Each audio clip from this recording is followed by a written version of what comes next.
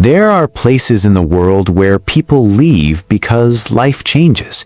Jobs disappear, weather shifts, economies collapse. But then there are places where people leave because they are terrified. Places abandoned not by logic, but by fear, so deep that entire communities walk away and never return. Hidden deep in the southern wilderness of Alaska, on the northwestern edge of the United States, on the continent of North America, there is one of those places.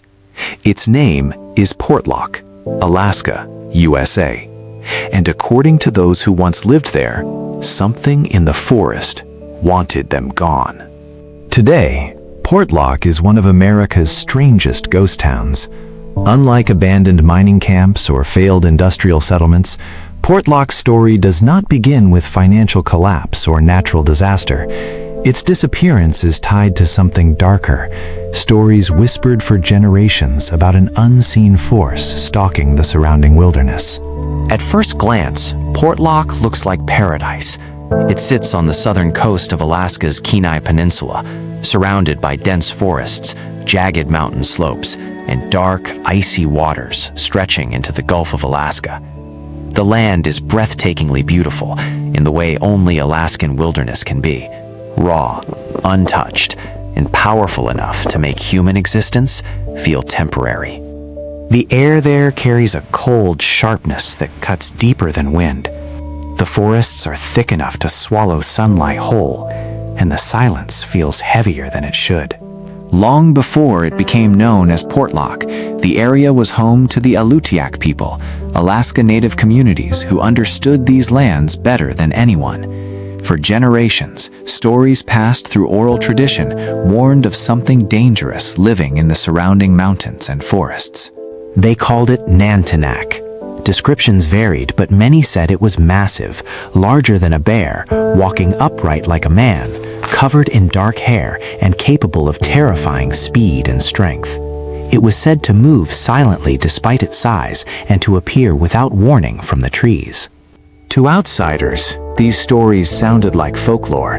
To locals, they were warnings. For years, these legends remained just that, stories told around fires and carried through generations. Then, settlers arrived.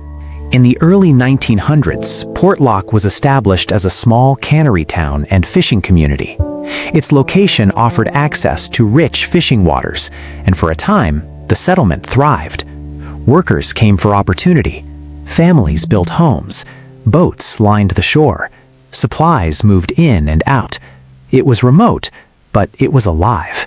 The people who settled there understood isolation. Life in Alaska required toughness, resilience, and acceptance of harsh conditions.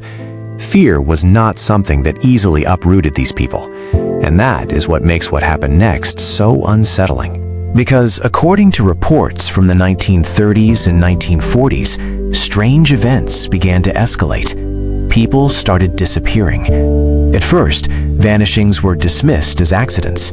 Alaska's wilderness is unforgiving. Hunters get lost. Fishermen drown. Harsh terrain claims lives quickly. But then the details became harder to explain. One man reportedly vanished while chopping wood, his tools left behind exactly where he had been working. Another disappeared while walking a familiar trail. Search parties found no tracks leading away, no signs of struggle, no evidence at all. Then came the bodies. Some were allegedly discovered torn apart under circumstances locals described as unnatural.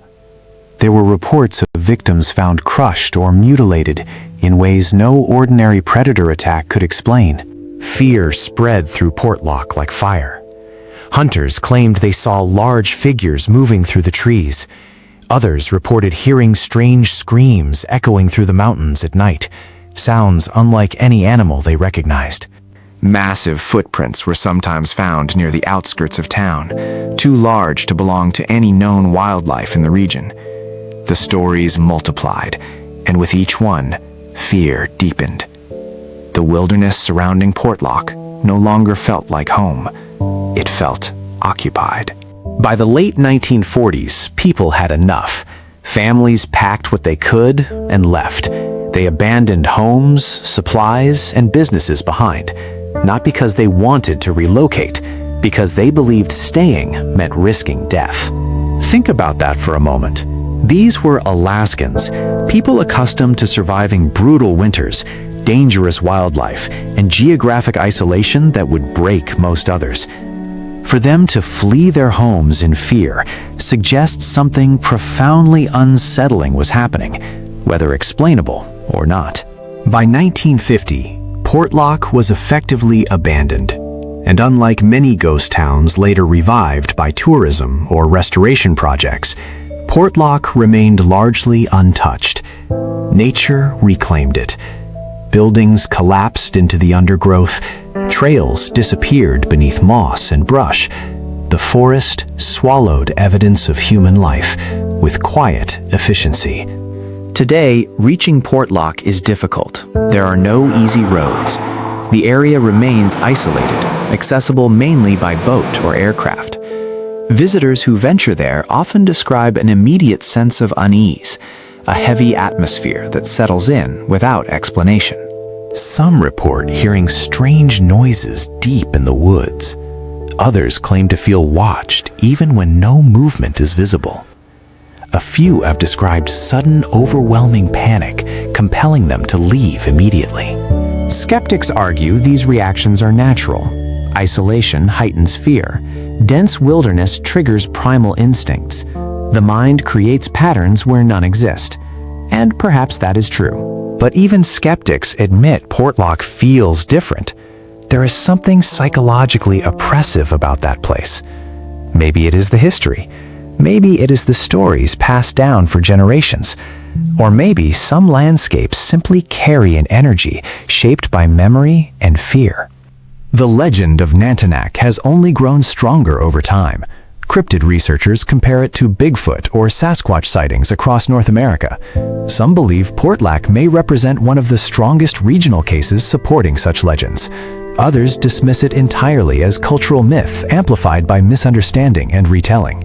The truth remains impossible to prove. No definitive evidence has surfaced. No creature has ever been captured. No scientific confirmation exists. And yet, the stories persist. That persistence is what keeps Portlock alive in the imagination. Because most ghost towns fade into history through economics, Portlock survives because mystery refuses to release it. It forces uncomfortable questions. What happened to those missing people? Why did entire families abandon their lives? Why do the stories align so closely despite decades between witnesses? And why does the place still unsettle so many who visit? Perhaps there are rational explanations buried beneath folklore. Perhaps disappearances were tragic accidents, later reshaped into legend. Perhaps fear itself became contagious until leaving felt inevitable. Or perhaps something ancient still moves through those forests, exactly as the earliest warnings claimed. Whatever the truth may be, Portlock remains, a forgotten settlement hidden in Alaska's southern wilderness, a place where empty ground still carries unanswered questions, a town erased not by collapse, but by terror. And when the cold wind moves through the trees there, some say it does not sound like nature at all. It sounds like breathing, slow, heavy, patient, as though whatever forced Portlock into silence never actually left, and is still waiting in the dark for anyone reckless enough to come looking.